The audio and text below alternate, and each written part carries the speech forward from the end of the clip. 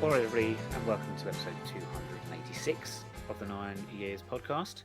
I am Nick Draper. I am joined, as always, by the face of the BBC Sport website, Mr. Stuart Deacons. Well, it's Groundhog Day again.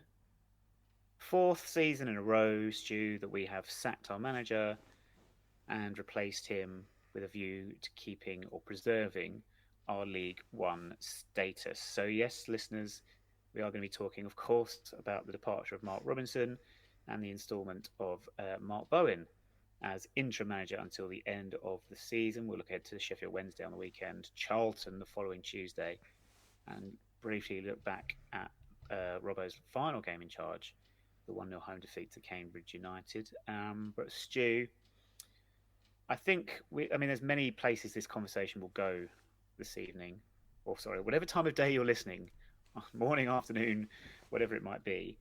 I want to avoid a cliche, but I couldn't think how to. So I feel like this is a bit of a watershed moment for the football club. What's happened this week?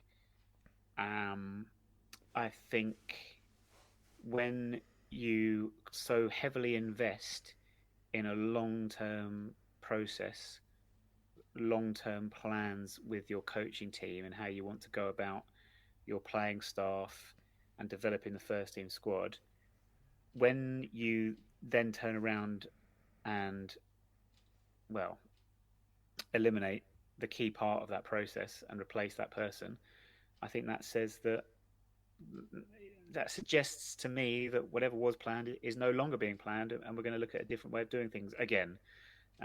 Is that fair, or is it too early to make that call? Are we still perhaps looking for a long-term process just with a different person at the helm? Yeah, it's a difficult one to answer at the moment. I think what we're probably doing as a club is, we've got 7 games left to the end of the season, I think, and what we obviously the time, well, the investment now is to really give every possible chance of us staying in League One.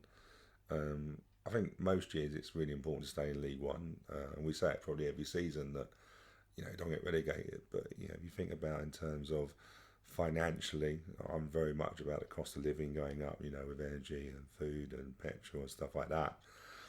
I think, we're not money rich anyway, are we? So we don't really want to be dropping out of this league.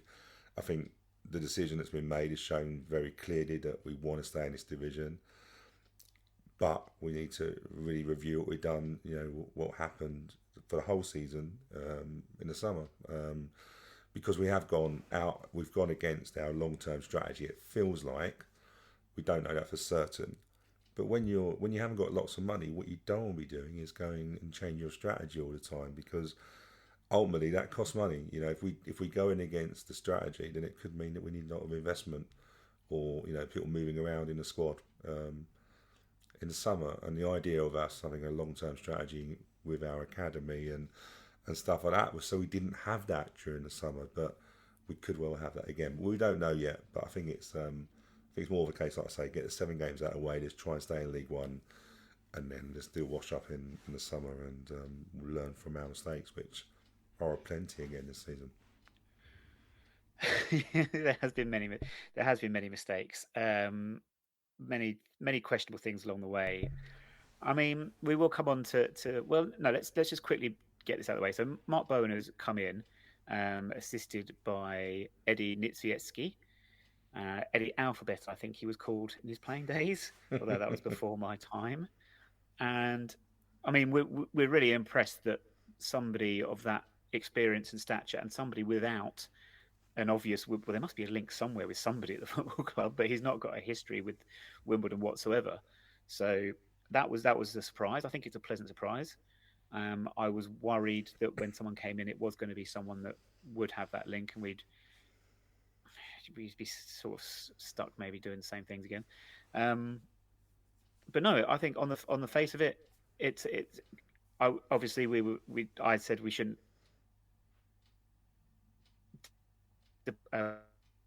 let him go, shouldn't change what we have. Once we have, you get someone in, and it's a good appointment. Yeah, I think it's a very, very good appointment. I think no matter what we think about what happened with Mark Robinson and stuff like that, I think whenever you dismiss a manager or you change manager or head coach, the idea is to bring someone in that's better. There's no point otherwise. I don't think any of us can argue. I was really, Mark Bowen. Unfortunately, I'm at an age where I remember him playing for Norwich against us. So it's when you worry. It's when you worry when you remember seeing them as a player, and then you're told they're like, what's he, 58? And you're like, wow, that's old. Yeah. But if you look at his coaching career, 500 games as a coach, he's followed Mark Hughes everywhere, apart from Bradford. Apart from Bradford, You can't really blame him for that one. No, I suppose there's some limits you don't go to, but if you look at him, Southampton, Man City, Blackburn, Reading, it's an impressive. So I think the club have done really, really well to do that, and obviously Eddie Niesweski, or whatever his name is, Eddie Alphabet, yeah, a heavy coaching career. Finished his career at 28 at Chelsea. And has got a series. So, but also, what tends to happen with is they stay around in pairs, don't they? So they've worked together. So obviously they know each other really well. So it's not as if you've got two new people coming in. They are very much a team. And I say the club deserve a lot of credit, and it's really impressive. And I said to you before we started recording, I feel quite rejuvenated at the moment. I'm really now starting to look forward to Sheffield Wednesday. Because let's be honest, we under Robbo, it was going to be tough to break that run. Whereas now you've got somebody who's not got that run, basically starts with a clean slate as such, and it's got he's got a -1 handicap in terms of points, and he's got 7 games to prove his worth. I mean, you say a clean slate, but it's going to be it's a hell of a job with the mindset of the players, as we saw on Saturday. As soon as we go 1-0 down, and we spoke about it on the post-match show on YouTube, so we won't go into great detail, but the mentality is just gone, isn't it? When you've gone so long without winning, and then you take another blow going 1-0 down, after what I thought was an encouraging, I'm not saying it was a fantastic first half, but it was encouraging. I thought we were the better team. Don't think Cambridge threatened us. But you saw the players and just fragile, just weak, shattered, whatever word you want to use for mentally. It's a clean slate for the management team, but the players have really got to be robust now and resilient, because away at Sheffield Wednesday, if you go 1-0 down, which is likely, let's be honest, it's now thinking, how do they react to that? How do you instill that belief in them? Yeah, I agree. I think for me, it's really important to have somebody come in that's not been part of the first team set up this season. And no disrespect to Darius. Darius was a choice to come in and steady the ship.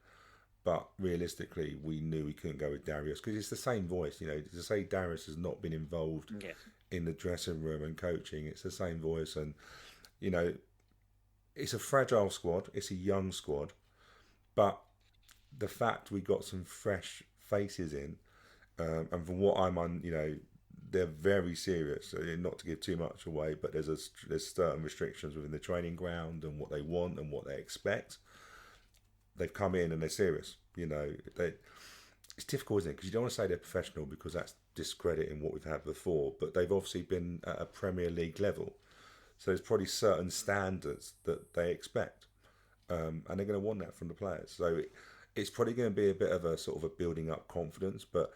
If you look at a lot of stuff that Mark Bowen's been involved in, a lot of stuff that he's got involved in has gone very much on a defensive shape. So 7 games in, the argument is, do you go to a team we've got to be difficult to beat, or do you go, what we've got to be a bit better? Because ultimately, I don't know whether we can survive with draws. So it's one of those, isn't it? But from a point of view, we are not good defensively, and you're right. If you look on Saturday against Cambridge, the moment we concede the first goal, we're gone. Yeah. You could, it's like seeing a boxing match, isn't it? And someone getting punched on the chin, and all of a sudden their legs are just wobbly all the time, and they're frightened of that next punch because they're thinking we're gone here. And that's the thing. So I think Sheffield Wednesday. Hey, look, 2 games. What's he got? 2 training sessions. He'd have had today, wouldn't he? Would that be right? Yesterday, I can't think now. When I'm not sure. Well, he announced. So Mark Robinson, his departure was announced on Monday. Yeah. Darius Charles was announced as taking interim charge of first team affairs on Tuesday. Mark Bowen was announced as interim manager on Wednesday. I think he's Yeah. likely only had Thursday with the squad really to train, because it all depends on what the, and we don't I don't know if you know, I don't know what their arrangements are for travelling up to Sheffield this weekend. Are they going to go up early on Friday and train somewhere locally? Just don't know. Yeah, I think that's what they probably will do, because Sheffield's quite a decent route train wise, isn't it? So I would have thought that's already been arranged. Or if not, Mark Bowen's going to have many contacts, isn't he, around that way? So I think, for the Sheffield Wednesday game, it's probably going in and just motivating them. The problem we got is you go into Tuesday against Charlton, so you haven't got an awful lot of time, have you? So it's probably going to be going in and really trying to build that confidence up, giving them a little bit of structure. But I strongly always believe that a new voice is really, really good, and he's got a lot of experience with that, hasn't he? So, hey, look, I'm quite buzzing at the moment, because I think we've given ourselves the best possible opportunity to stay up, and that's nothing disrespectful with Robbo, but as a we're all football fans. Got to move on with the club, and got to get behind the club. I'm not buzzing. It's nothing to do with Mark Bowen, but we'll come on to that in a moment. You're right, Charlton comes up very quickly actually after Sheffield Wednesday, but we always thought, and we always looked at that game against a team that aren't, Charlton haven't been great this season, probably just doing enough to keep their heads above water, and maybe they wouldn't particularly fancy it, and I still think that's looking like the case. Why am I not buzzing at the moment, Stu? Well, let's get into it. So, the statement that was released on the 23rd of March, in which both boards, PLC and Don's Trust, backed Mark Robinson. Stu, this is a work of art, and it needs to be printed off and framed and hung in the museum at the stadium as part of our history, because I don't think I've ever seen a statement age so poorly so quickly. And there are certain things within it that I think, and maybe these things will come out over time. I'm doubtful, but I'm not going to let it rest, because I think there are still questions over the way Glyn Hodges left that we've never had answered, and we need to have addressed as well. But some of this stuff, I mean, really, what happened in 5 days that suddenly made such a change in our approach? We were so steadfast that this was what we were doing, and this is how we had to go forward, because despite proclamations that we'll be in a strongest, I mean, at one point this statement says, in our strongest ever financial position. I'm like, okay, still quite a lot in debt, all right. But despite that, that's why we're going to go ahead with the plan that we had in place, with Mark Robinson in charge of it. And a statement that also basically took the blame completely away from the manager. Or, I mean, completely. It says that it gave him an uncompetitive playing budget. It says that the board needed to do more to support him. 5 days later, cheerio, see you later. It makes no sense to me. Yeah, no, you're right. And do you know what? It was like, let me, can I phrase this? It was like the statement was some sort of counselling session where, do you know what? You go into a counselling session and you lay all the problems on the table. We did that. Yeah. We literally went and we accepted responsibility, which is fine, It was weird because, there was talk around some people going, well, this is the dreaded vote of confidence. And I was like, I can't believe that's anywhere near the vote of confidence, because this is in effectively saying that we've not given you enough tools, we've not given you enough support, we've not recruited correctly. And actually, do you know what? We don't believe it's your necessarily all. Don't get me wrong. If Robbo was the head coach, results are down to him. But we're not absolving completely of blame. But it didn't suggest to me that we would fall apart from that in 5 days. And I think, look, we all make mistakes. I think the Don's Trust Board have got to learn heavily from what they've done. They've done 2 things in 3 weeks. They've done that video with Xavier Wiggins, Chris Stewart, and Mark Robinson, looked like he's a hostage in between them. And to me, it was bullish. It was bullish. It was going, as Av was saying about, well, we're getting asked how we do it and how are we so good at what we do. Okay. Talking about money, talking about it was very bullish, and I felt it misjudged the room. If I'm being honest with you. And then we do the similar thing in a statement. It's a very bullish, best financial position. That doesn't add up to me. Bearing in mind, as I've said to you before, we're going into a heavy recession where everyone's Well, a financial crisis. yeah, Yeah, but a cost of living crisis. yeah, but it's going to mean that there's not as much money going around. Yeah. Everyone's got to, everyone's got to literally tied up their spending, so we might get people saying, and I think, hey, look, the only thing that's changed is the reaction to the reaction from the fans on Saturday after Cambridge. That's the only change that we can physically see. And I was a bit, do you know what? Look, I was a bit disappointed in it, if I'm being honest with you. Yes, the performance wasn't great, but I think we just don't understand the situation. I look there, and maybe this is actually what Don Trust Board. I'm probably not giving them answers to my questions, but when they booed the team so heavily, I was like, we're done, because this team is so fragile.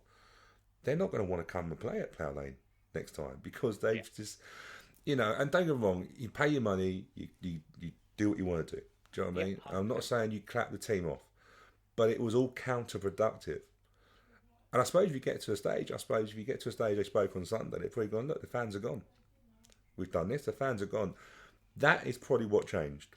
But we've got to be careful. We've got to be careful to react, because we've changed a long-term plan, which has legs. We've got sellable assets in terms of players. Look at the sellable assets we've got. Damn sight more than what we went into the end of the first season at Robbo. What did he have? Piggott left on a free. Yeah. So what do we want? What do we? If it's on the pitch we want, and we don't want this long-term strategy, fine. We'll go with a short-term strategy, and we'll do what we've always done. But I think, in my opinion, that's all that changed. I mean, you say that we've done what we've always done. I'd make on a wider point, which is we've done what every single other football club would do. And people kept on saying throughout, Mark wouldn't have had the amount of time he'd been got at any other football club. And I thought, no, you're right. And actually, maybe we're actually saying now, do you know what? We are different. We are trust owned. We are owned by the fans. We've got a long term plan in place. We're not going to get worried, or we're not going to be reactionary or anything like that. We are going to prove that actually we as a football club are different. I think when I started the podcast by saying a watershed moment, I think I can't see how. I think that's gone now. I think that pretense has uh, has gone. I don't see anything. I've had this conversation many times on the podcast down the years. I don't really see anything that we do particularly differently than the other football club, to be honest with you. We have everything is done for the bottom line. We talk about the growing commercialization of football, and we have every single stand sponsored. We have our toilets sponsored. We have things that every single other football club does. We arrange a kit deal where the players have to come out wearing tracksuits, which has really bugged me for years now. These things are just exactly as, and then we get in a process now of we struggle and we sack our manager 4 consecutive seasons. So I'm kind of asking, really, what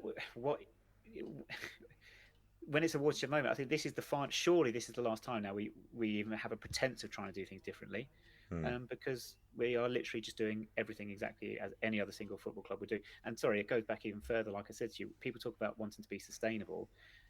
God love him when we have our rows with George about this, and he says the need to be sustainable. We must be sustainable. We must be different. We've not been sustainable for years, and people think, what are you talking about? Well, I make the argument, and again, people, please come on and disagree with me and put your points forward. Non-league, we got out of that by being unsustainable because we had financial assistance to signing players. Yeah. And then once we got into League One, we started taking money, much to the chagrin of people that have this pointed out to them. We took money from one pot and put it in another pot and left us short from the original pot, which has contributed to a problem that we're now in financially. So we have been doing things that every other football club does, living beyond our means, and perhaps we did grow too quickly, and perhaps we shouldn't call this the 9 Years podcast and tribute of getting into the Football League in 9 years, because perhaps it was. But maybe we've got away with it, but perhaps it was really risking us massively by doing it so quickly when the infrastructure wasn't in place, and the infrastructure still continues not to be in place, really, behind the scenes. I've gone on a big, long, windy road there. I do apologise, but basically, Stu, are we any different to any other football club in the Football League, with the exception of Milton Keynes, who aren't a proper fucking club? No, we react the same. And if I'm being honest with you, sometimes our culture isn't great. A 43, 48 page word statement to Robbo. Darius Charles got a better send off for 30 odd hours. Glyn Hodges dismissed. Never, when Neil Hardy was dismissed, he released a statement for the League Managers Association. Glyn didn't even do that. Not heard one bit from Glyn. Not heard one thing about him, no. Which speaks volumes. Yeah. We've done a statement. We've done some sort of piece on Thursday, but it's 3 days too late. So yeah, we are just the same as any other club, but sometimes we have failings. I think my concern is when we bought Robbo in, we changed a hell of a lot. So we changed our playing style. We went from a bit more direct to playing lovely football. And the idea of this, if we remember, was that we made ourselves more attractive for loans coming in from other clubs. Well, we've done a lot in the summer going around the clubs. Now you could argue that look at the loans we got weren't great. Well, the statement does say in a way we gave them an uncompetitive budget.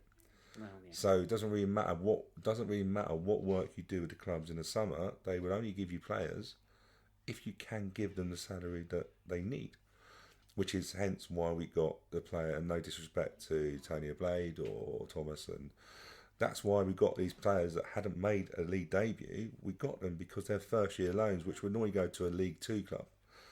We also changed how we looked at our academy. So our academy, instead of giving them a 2-year contract, we give them a 2+1 year contract to give them that extra opportunity to produce. Which then we got a contract from Basel. We also put on Zanev. We've also done another new contract with Paul Kalambayi, Will Nightingale, all youth products. So this, when I'm being disappointed that Robbo left, I'm disappointed because he changed things in the processes that we did. So are we now going away from that? Because if we are, we don't have the right team. If we're going to go long ball, good luck playing long ball in this team. Are we looking at the academy? Are we going to go now? Actually, because we have to be patient with the academy. These players are kids, so we've got to be patient with them. But we've shown that we can't be patient. So is it the right approach now with the academy to give them 2+1 year contracts? We had at half time we had the under-18s who won the league this season. We've even had players from there. We had Bart. Who's the lad? The 18-year-old. I've forgotten his name now. Bartley. Yeah, he played a youth game on the morning and then was on the bench in the afternoon. He was, yeah. We've also sent loans out to clubs. We sent Cosgrave out to Dover. The idea was to keep him there all season. We brought him back, so we had no choice. We've got Byler, we've got Jack Curry out, who are getting their season loans to come back next season to then form part of the first team squad. If we've changed our strategy, that's going to cost us money. We haven't got money to throw away. So this, when people go, you're too close to the club, and we love Robbo. Hey, look, I've got a lot of time for Robbo. He's been 18 years at the club, but I also got behind what he was trying to do. And if we've just scrapped that because of a case that we don't want fans booing, then the club's never going to do what. It's no point in doing a long-term strategy because it will never follow it through. Yeah, exactly. That's the point. That's the whole point. If we're just going to keep doing this year on year, as you say, we don't foresee our budget issues suddenly transforming overnight. I mean, we might be slightly better off next year if we stay in League One than we were this year, but it'll be slightly. We're not suddenly going to have a top 10, 12 budget or whatever it is. I mean, I do also think when I talk about watching moments, it's dawned on me realizations have dawned on me all the time during the past well, it's been years for one of them really, but every single day it gets stronger, and that is at the end of the day, what anyone cares about when it comes to the football club is what happens on Saturday at 3 p.m. And when I say we're no different to anyone else, that's proven time after time after time. Everything else we talk about is rendered irrelevant because really, I mean, irrelevant it might sound harsh, but I mean, what I mean by that, and I had this little thing on social media the other day. What brings people to come to a football stadium on a Saturday? It's what happens on the pitch. Everything else is great and it adds to your experience, and that's fantastic. But if the football wasn't there in the first place, you wouldn't be there, no matter what anyone says. Oh, I go because it's great. I have a laugh with mates, whatever it might be. I'm thinking, yeah, but you could do that. There's a reason you're choosing to do that inside a football stadium and paying 20 quid for the privilege. It's because of the football. So again, no different to any other club there. I think, do you know what frustrates me a little bit is the uncompetitive budget really does frustrate me. Because I said to you many times, didn't I? We're moving to Plough Lane, which is a lovely, shiny, new stadium, and we're going to attract new fans. And the experience, I don't know about you, but I still get butterflies when I go in. I love going to Plough Lane. Love the experience. But my eyes deceive me when I see a shiny, brand new stadium. Not top of the art, but it's not far off it. And on the pitch, we are cutting corners. Yeah. And that's your problem. So I think, the fans are going, well, 1 second, we're still paying a lot of money. Don't go on, Plough Lane's not cheap. Ticket prices are not cheap. But on the pitch, we're not performing.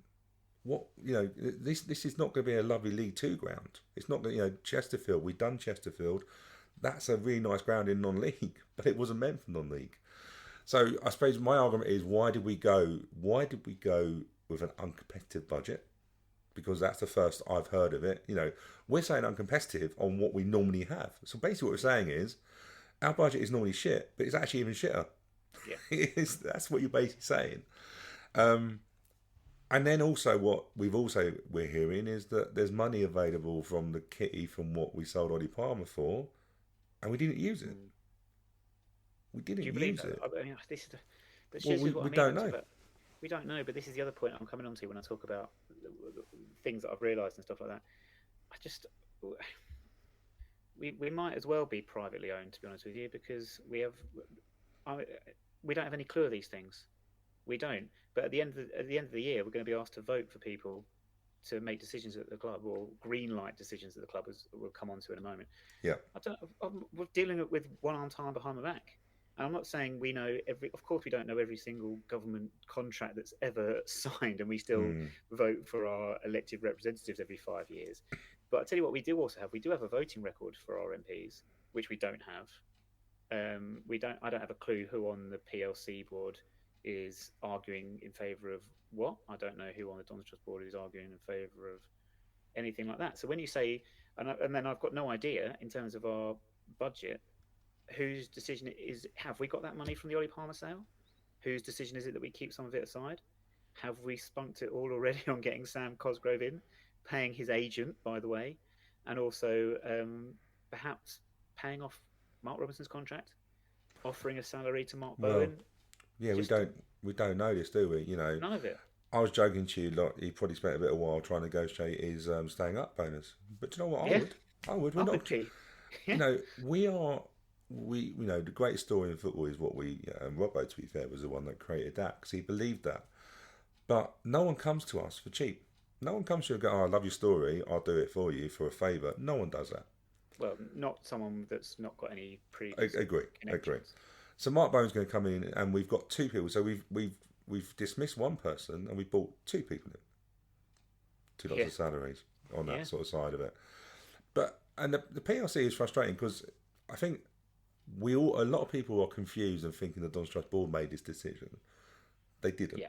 The PLC made a decision, and but the Dons Trust green lighted it. They can veto it, and so the PLC made the decision. That would come from Mick Buckley, who's an interim chair, who was also put on as interim chair with the agreement of the Dons Trust board and the PLC in an agreement. And one of his big first decisions to come in is to dismiss Robert. It's a big decision to make that. The Dons Trust board have a majority.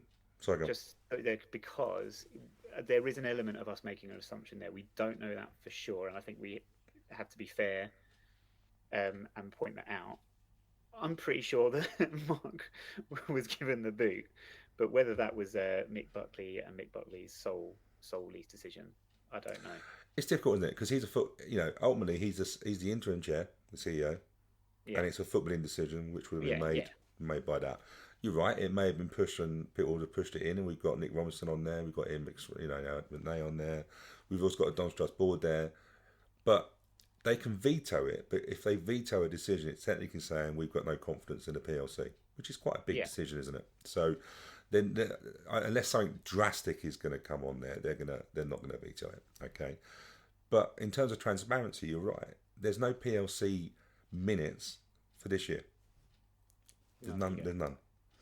So we can't even see what was discussed up, and don't get me wrong, I know we get loads of redacted stuff and stuff like that, but in terms of you look at the Don's Trust board minutes and the PLC minutes now, because of the way it's changed now, and the operating board is the PLC, the Don's Trust board minutes are actually quite boring, to be honest with you. I don't know if you've noticed, but they've actually reduced quite a bit.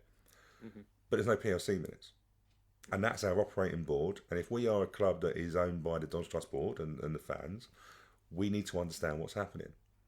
And to not to have any minutes for this year, that's crazy. That's crazy. So we can't even scrutinise what's happening. And so therefore, we're no different to any other club at this moment. No, and the reason now people are asking questions is because they're a bit annoyed. They're annoyed. No one's saying that Robbo should have stayed, and we understand. I can understand why Robbo's. I am staying. Yeah, but I can get it. I can get it from a football point of view.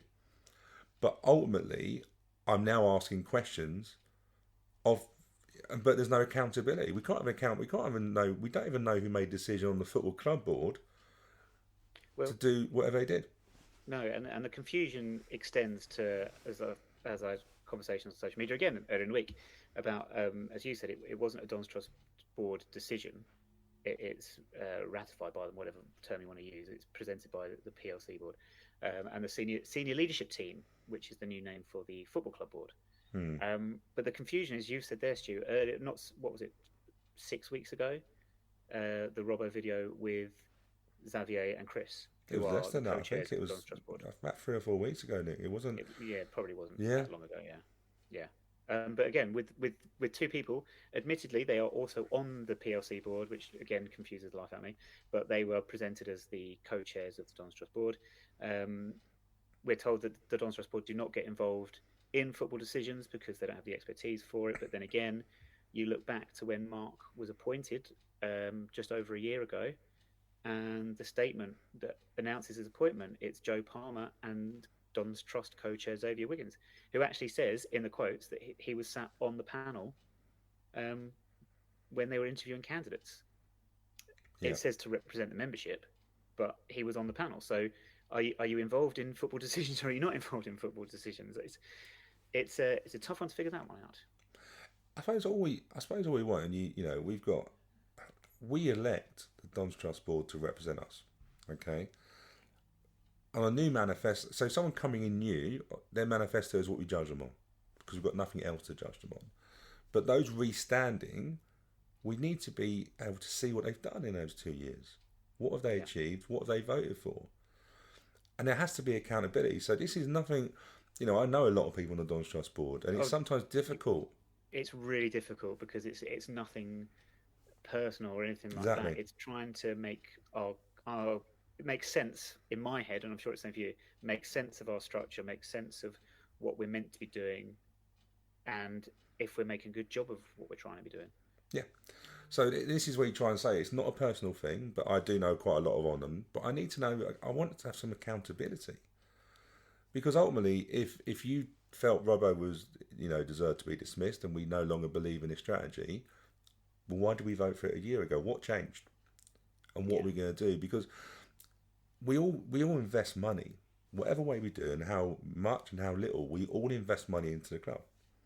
And we want to really understand that our money is being used correctly. And there's a lot of things that I'm really frustrated in the football committee. We said early in the season that who's going to take responsibility if it goes wrong, because they'd all queue up to take responsibility if it goes right. Of course you will. But it's all about, and it's not about going, you're the fall guy, you're the person that needs to pay with your place or your job. It's just going, do you know what? Who's accountable? Can we learn from it? Should we do it again next season? Where are we? Because we've got to keep learning, because I'm really worried that we'll go on a spiral. We've seen so many clubs go on spirals, and we've all seen it for our first hand. We can't buy a win. We can't buy a win. So before you know it, you're in 20 games, 30 games. You go into League Two if we get relegated. You don't just because you start a season again doesn't mean it stops. We've seen clubs fall all the way through, and if we do that and we don't learn from our mistakes and we don't even know who's accountable, then we've got problems. Yeah, I mean, I'd point out just at this juncture as well that that people involved in the football club and making decisions were all good people, Yeah. and no one's acting in bad faith or anything maliciously or until I don't think there's any of that to be argued. It's just now we're at a situation, as we're saying, Stuart, and to be fair, you and I have said this for many, many years as well. The people that are elected onto the Dons Trust Board doing it for free. Yeah. The workload and the stresses that come with that are insane. It's not something I would ever put myself through. So fair play to anyone that's willing to do it. But I still say, and I've said it for many times, is it the best way forward for us? And again, I'm not even saying, look, we need to sell the club and we need to have full time. I'm not saying, but is there not a way we can build into the structure of governance someone in a full time position? I love the analogy of the football club is a school, and the Dons Trust Board are the governors, who are total volunteers that oversee things, and they have meetings once a month or once every 6 weeks or whatever it is like that. But I think with the industry football has become, as much as I hate it, I think it's such a big ask for someone to be trying to. I made the analogy. You're putting the kids to bed at 8, and then you're up till 1 in the morning trying to read through financial reports and make decisions or try and check governance for a multi-million-pound business. I think it's hard. I think we need people in governance roles that are essentially full-time employees. And that is the reason why it's so hard to have a go. Like, in a way, we're trying to be fan owned. We know people. Don't get me wrong. You've got many fans who go to games on a Saturday, just go for football, wouldn't even know if a Dons Trust Board person. Oh, do you know what, Stu? To be honest with you, I really wish I was one of those people, actually. I know. And you don't want to have a go or challenge them. And there's been a few things where people have admitted that they haven't read everything correctly. Now, normally you go, well, your job is to do that. But is it? They're human. They're putting their time in. They have meetings that go on. Now, their Zoom meetings can go on to midnight. I'm sure they've had a lot of ad hoc meetings over the last couple of weeks, because the club, it's a challenging time. Relegation is massive for us. We're doing the plough lane bonds. We've got a responsibility to the people that have put money into that to make sure that if we get relegated, we can still honour the stuff we do. Financially, we don't know where it's going. We're obviously still waiting for the Tracy Crouch thing to come in with independent regulation. But that could change the goalpost. But at the moment, we are looking at the fact that we have still got a ground that we still need to pay for, and we're not maximising it yet. We're still not maximising it. And that's the problem. I don't see this ground being a 365 day stadium. It's not. We're just not using it for enough. And then when we were at, it's very difficult. And I think for me, it's very difficult to have a go at people that I know have got the best intentions. They want to do the stuff. But if we're honest with you, the last couple of Dons Trust boards have all been reactive. You could look at their manifestos and you could pick holes through and go, have you done that? No. Have you done that? No. They haven't done it because they don't want to do it. They've done it because they've had to react to other stuff. The ticket fiasco, which we're still waiting for it to come out. Yeah. How long has that been on that side of it? Yeah. So, hey, look, do you know what? And this is the thing. But I think, like I say, going back to, I think people are just now, quite a few people are now scrutinising, going, well, who did that? Why did you not do this? And bless them, they haven't got the answers. They're doing statements coming out late. And also, let's be fair, we've got this situation where we play a team coming down from Buckinghamshire on Saturday week, and it's just been turned into a free-for-all. Oh, mate. And that's just been put on them. They didn't know that, and they've got to work on that. the Dons Trust Board did not know that the game with Milton Keynes was not going to be as it has been every single time it's been played before, when fans have been in attendance, as a bubble fixture. And it's happened 3 times we've been at home. We've hosted them, Yeah. with fans in attendance, and every time, at Kings Meadow, it's been coming. They've been had to come through the clandestine route and stuff like that. That's been eliminated completely for this one. And I think it ends badly. I think something, I don't know what can be done, but something's got to be changed in that, because I think that's on many levels a horrendous decision. Not least because I don't really want anyone that supports that football club in Wimbledon Town Centre damaging it and bringing down the house prices like millions of pounds just by their mere presence. But I just think the opportunities for things to go wrong. I mean, not that I don't think we ever would, because we're not that sort of fan base, but it only takes, like, even their team coach, like, I don't know how that gets into the stadium. Well, I don't know how it gets in. I don't know how any team coach gets into the stadium at the moment with that tight gap. you see him coming out, and he's like, "Don't bring a coach. Just bring a couple of minibuses next time." Yeah, or just walk. Might be easy to get the train. Yeah. Many years ago, when Fulham coach broke down, their players just had to walk to Selhurst Park. When they played us. But yeah, I mean, again, but that's another example of exactly that. That's why I said that's why the confusion reigns there with the Dons Trust Board. As we said, they're not making day-to-day decisions, but in many scenarios, they are making statements or appearing to be doing such. And I think that delineation really needs to be clear. And I think if the PLC board are appointing people, then the PLC board are the ones that announce it. Do you know what I mean? It's it's a bit of a muddle. It is a bit of a muddle. I think many people are left confused. The Milton Keynes situation, that's absurd. That is absurd, isn't it? Like, well, it is. I sort of, like, in my head, I'm sort of thinking it's probably good in a way that we've got someone with no connection to it managing that game, because I think it has put so much pressure on it. In terms of, because there's a lot put on these games against Milton Keynes, and this is massive, because let's be fair, right? Their fans going to be coming down thinking we can relegate you, or near enough put one of the nails in the coffin as such. It's not going to be a nice atmosphere. I worry about it. I do worry about it, because we have got new fans.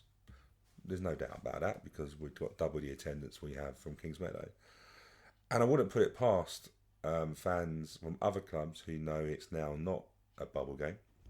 It's not the same. I think before it used to be the same level as like a Celtic Rangers in terms of police. It used to be that sort of level. It's now gone down a level, a grade. I'm sure there's quite a smaller number of police at our fixture than Celtic Rangers are. But it's put in that same category. Like, let's be fair, when we go to Kings Meadow, we have more horses than fans sometimes, don't we? Like, the horses, and like, it is like some, like, Millwall were coming down from the 80s. It was that sort of side of it. So, there's nothing saying that some fans will just come for the trouble, because, hey, look, do you know what? Trouble, we have to say, the trouble has escalated. There is trouble now around grounds. Can't deny that.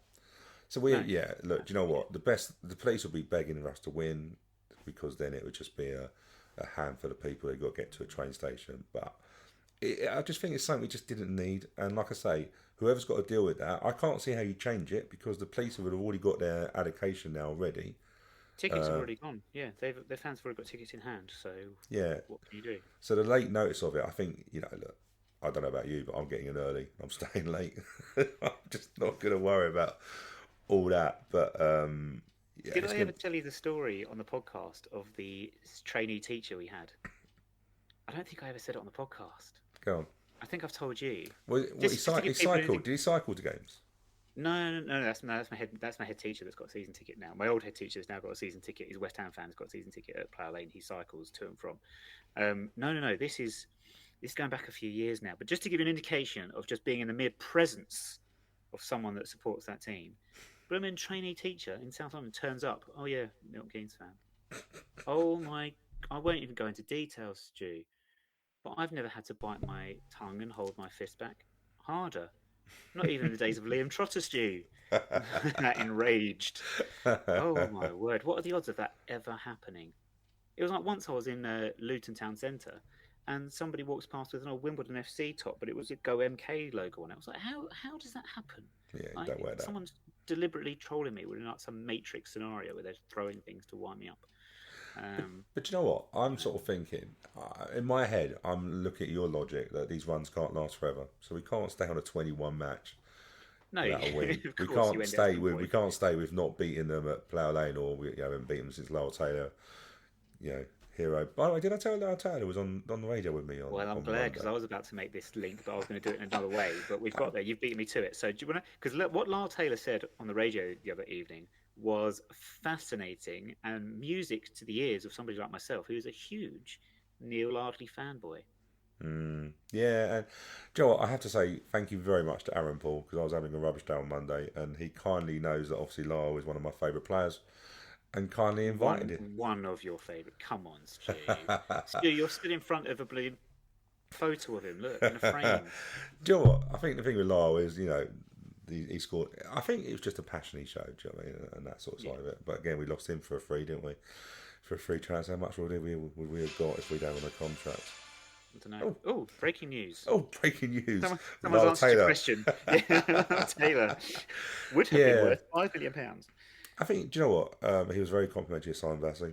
He took it to a different direction than what I thought. But I totally agreed with what he said in terms of the scouting. We did a lot of scouting. Scouting.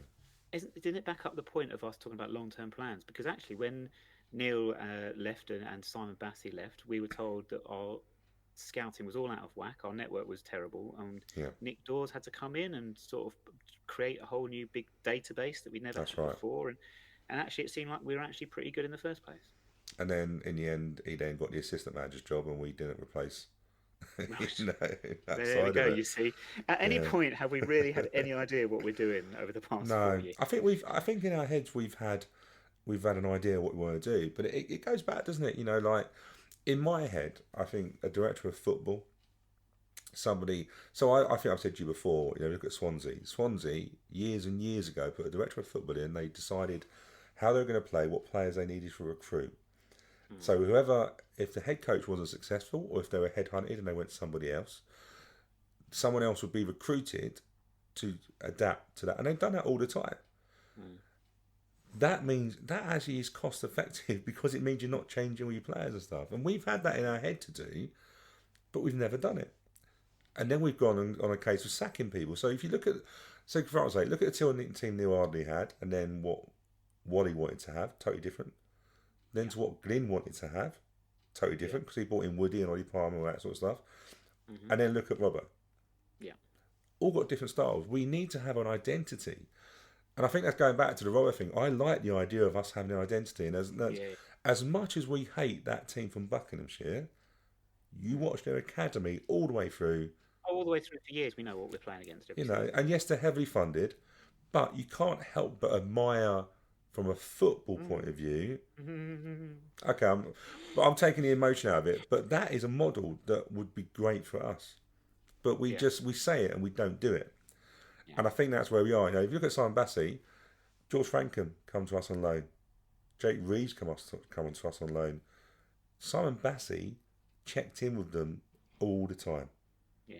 Just in case they were released, and when they were released, they come straight to us because they had that relationship. Yeah. He travelled. His football knowledge was great, and it's not so much about. But we just let these people go. But we haven't got hold of our recruitment. And in my opinion, there's no point keep appointing new people if you don't get your back. And we haven't. The football committee hasn't worked. We didn't put enough money into it. And until you sort those problems out, doesn't matter how good a manager is they come in. Well, we have to hope Mike Bowen is a miracle worker. He is actually a director of football. He has had that role at Reading, hasn't he? Yeah. So he might be seeing it that side. But and the thing is, we've got so much to do. But how do you do it? We're in terms of numbers. If you look at how many people are employed by Wimbledon, very little. Very few. And we're asking them to do a job in a division that. Well, look, we just we're looking off. A lot of clubs now are releasing their financial figures. Pompey, £7 million wage budget, and they're 10th. Yeah. They're 10th. Well, What was the? And bear with me because it was some ridiculous sum, but I can't. Ipswich's spend on agents' fees was in the multi-millions. Oh, was it? I know it was 4 million in total, wasn't it, for the division? For the division, it was 4 million total, but Ipswich, if I can get it up here, they accounted for. Oh, I do apologise. I may have got excited. Theirs was the biggest in the division, so it's not multi-million, sorry, but £780,000 Wow. on agents' fees. And when the division, as you say, Stu, is 4 million. I mean, it's roughly under a quarter. It's about 20%. So yeah, 20% of that is on one football club. And as you say, Portsmouth, what was it, 7 million? 7 And if you match it up right, we played Pompey 3 times this season, beat them 5-3 in the Pizza Trophy. Doesn't count. We got beat by a late goal at Fratton Park. Yeah. And we drew 0-0 at home. Mm-hmm. And our budget is 4 times less than theirs. Yep. So actually, we've been successful. If you want to put, they were 10th in the league and they're spending that amount of money. If we're spending 7 million quid and we're not performing, no manager survives. Yeah. But and this is where we are. Pompey are not a strong division. Now, like years ago, Pompey come to town, big club. Now Pompey, if I'm being honest with you, they're probably middle of the road in terms of club structure. You've got your Sheffield Wednesday in our league, Ipswich, and that sort of side of it. Yeah. And I just think, we just have to be realistic. We are not. We've got to be smarter. We could get £1 million for Rudy in the summer, easily. A Sal now, I think you could easily get £1 million for him easy, especially now that he's been involved in England under-20s. Which he was a great achievement. And I'm just going to say this, people. He was called up to the England under-20s. Some people have said no, he wasn't called up. He was. He was. Can't go into the details, but he was called up. Yes. And to add that, he was in the programme for the England-Germany game. Which is your evidence. Yeah. Yeah. Even though that programme got the season wrong, but he kept us up. Oh yeah, we stayed up. We stayed up. We stayed up. We already know. There's no point going to any more games, people. You know what happens. Spoiler alert. The England programme told you Ayo Sal kept us up in the division 21-22. But what? But you know what? What an achievement! He couldn't even get into the Billericay team. He went on loan to Billericay. Billericay. I know he was recalled, and he come on against Shrewsbury. And if you look at, people say he was too small, and they did. I did. Oh, hand on heart, say there's no way he can play football. I did it and proved totally wrong. I'm glad I was proved wrong. But he's just got an England under-20 call-up.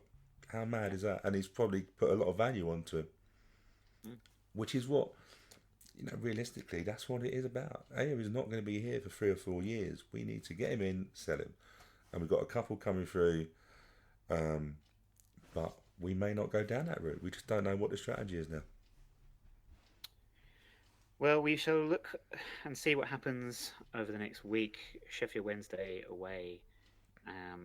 What was the last? We won the last time we went to Hillsborough, Stu, back in 2002. Yeah, last time I went there was in the Cup quarter-final.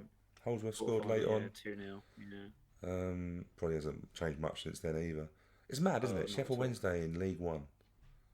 Well, they were in League One for many years, weren't they? But then they seem to. But you always think that a team of that size, when it comes down, shouldn't then return to the third tier. But because lots of clubs have done it down the years, as we know. Like Leicester, many years ago, fell down into this division. Huge club Luton went all the way down to the and they don't want to go back down. And do you know what's very interesting? I was listening to the Price of Football. I didn't actually realise that they don't own their stadium anymore. They don't. They pay £2.5 million a season. No, I didn't know this actually. £2.5 million a season. It's been that way for a little while now, hasn't it? Yeah. To the owner. These clubs that don't own their stadium. It's crazy, isn't it? And but yeah, big game. And also we did look last time. Mark Bowen took a team to Hillsborough. They won 3-0. Well, there you go. Is that an omen?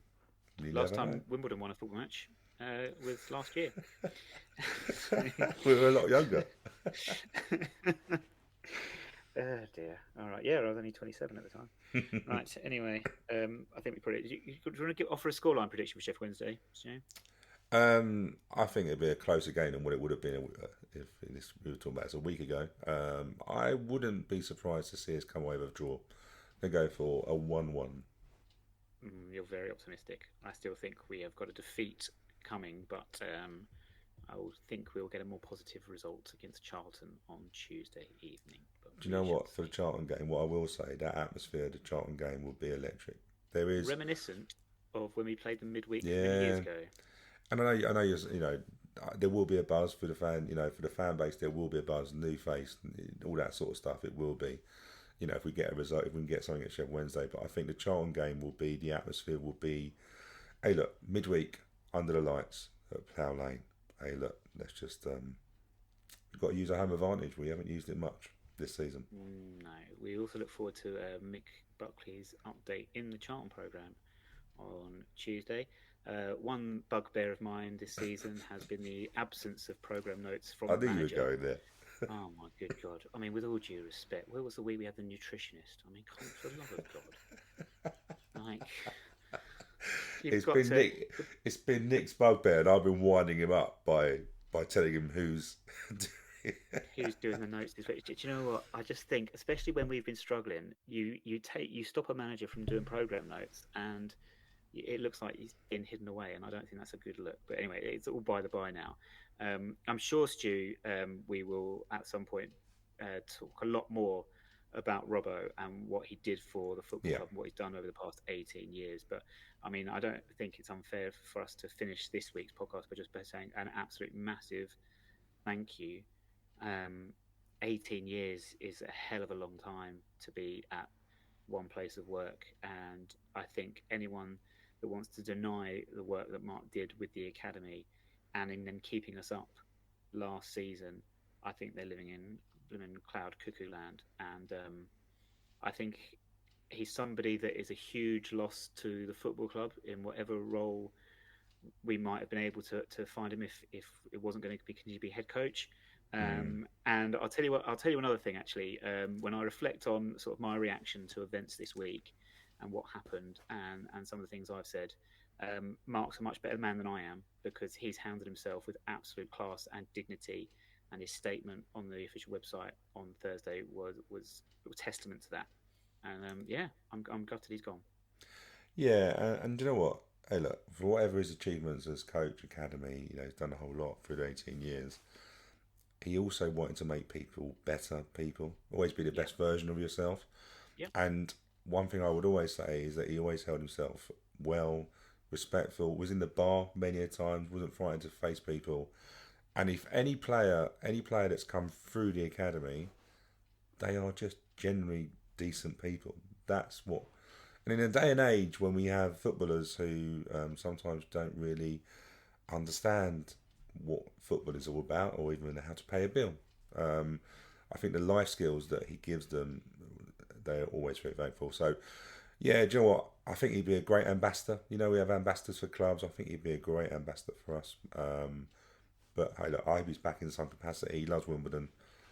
He will be hurting, but that's because he's a very proud man.